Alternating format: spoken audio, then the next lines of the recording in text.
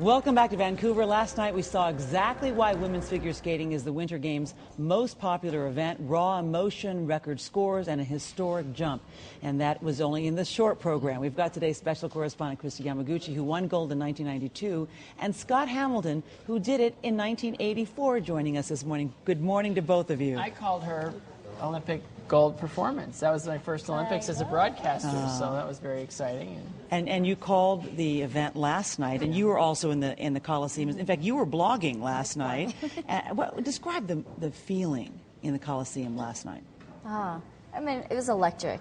It was, I think, everyone is ready for it to finally get underway, the ladies' event, and anticipation to see the top contenders, how they would hold up under the pressure. And wow, Yoona Kim from South Korea did not disappoint from that first move. That look, yeah, that look. As soon as her music started, it was like, wow, okay, let's sit back. She was under immense pressure, and she didn't disappoint, and she scored, what, a 78.50. It's a world record in the short program. Scott, just how impressive is she?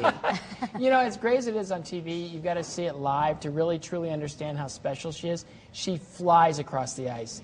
There is absolutely no hesitation when she goes into these jumps, and they cover so much ice. You know, when you look at her compared to like a Mao Asada, Mao's brilliant, but much slower, much smaller, and doesn't have that same kind of up into the third level impact that Yoona has. And Yoona, everything she does in skating, everything is perfect. And it's kind of, how did this happen? I mean, there's no tradition of women's figure skating in Korea. They've had really good skaters in the past, but nothing like this. And so she doesn't need a triple axel, as Mao Asada has. Well, ironically, her combination, the triple toe combination, actually garners more points than Mao's triple axel double toe combination. So, you know, interesting analogy there, but she does have, like Scott says, other qualities that are beyond the other skaters. The speed, the power, and, you know, just the overall presence, I think, on the ice is so commanding. Which is not to say that Mao Asada is a shirker. I mean, my goodness, what a beautiful skater. She's from Japan,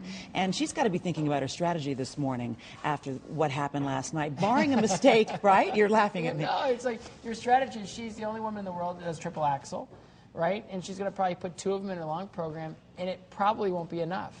Because the way that Yoona sets up her program is a beautiful triple axel. No, it's just gorgeous. But, you know, again, it doesn't have that same speed and the same flow across the ice. It's amazing skating, but when you put them side by side and you compare them, you know, Mao's got to be thinking, there's nothing I can do. I just gave her everything I had in the short program. She skated right after me, directly after me. She heard my scores. She knew they were great, and she threw it down and beat me by 4.5 points.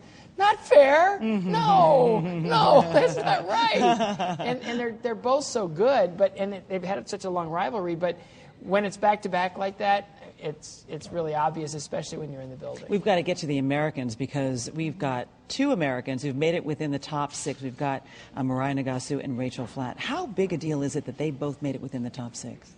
Huge. It's really huge. I think people were writing them off before they even arrived here. And, you know, I think the skating insiders are like, hey, these 2 have something special.